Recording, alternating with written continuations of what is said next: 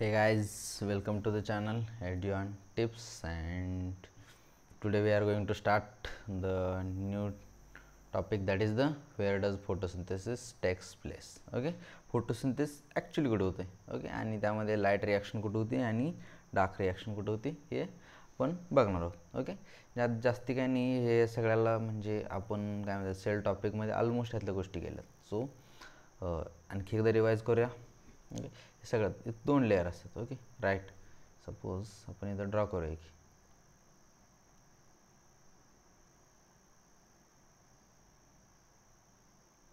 this one is the outer membrane, okay, and this one is the inner membrane.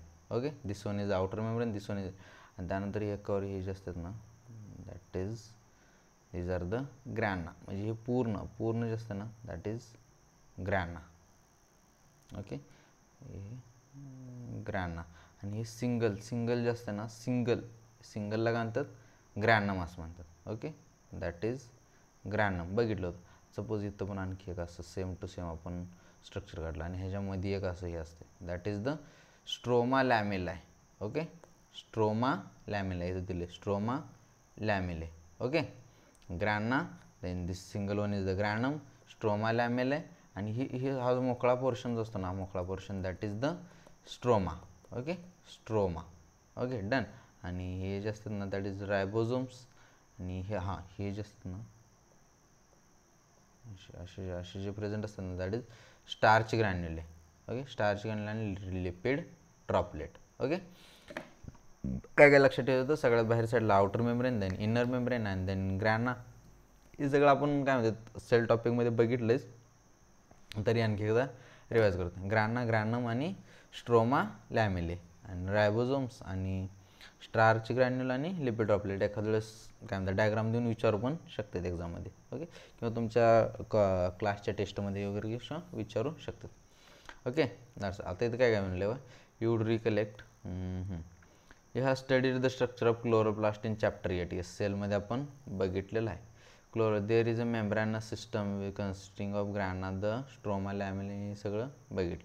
There is a clear division of labour within the chloroplast. The membrane system is responsible for the trapping of light energy and responsible for ATP and NADPH in stroma. In stroma, enzymatic reactions synthesize sugar, which forms the starch. The former set of reactions, since they are directly light driven, are called light reaction, that is photochemical reaction.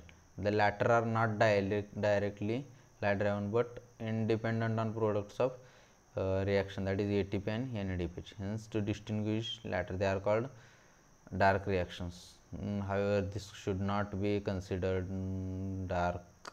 They are not म्हणजे light dependent नाही आहेत वगैरे असं काही नाही आहेत. Okay, म्हणजे ही ग्रॅना असते ना, ह्याच्यावरती जी रिॲक्शन होतात ना that are light reaction. Okay, light reaction. आणि स्ट्रोमामध्ये जी रिॲक्शन होते ना दॅट इज डार्क रिॲक्शन. बस इतना याद रखने. Okay, done. स्ट्रोमा लॅमेल्यावरती वगैरे जी रिॲक्शन होते ना, स्ट्रोमा ह्या उरलेल्या पार्टमध्ये जी रिॲक्शन होते दॅट इज डार्क रिॲक्शन. आणि म्हणजे सपोज लाईट म्हणजे कुठे एकदम हायस्ट लेवलला येणार ना, म्हणजे एकदम टॉपला येणार, सो दॅट इज हे टॉपला असणार, दॅट इज लाईट रिॲक्शन. आणि इथं मग खाली सगळं डार्कला असणार, डार्कमध्ये that is dark reaction. Okay, light reaction म्हणून काय भेटतं आपल्याला, ATP and NADPH. Yes, ATP, there is ATP and NADPH are formed in stroma. Enzymatic reaction synthesis which turn from the starch. ह्याच्यापासून NADPH पासून स्टार्च फॉर्म होते. That's all. Done.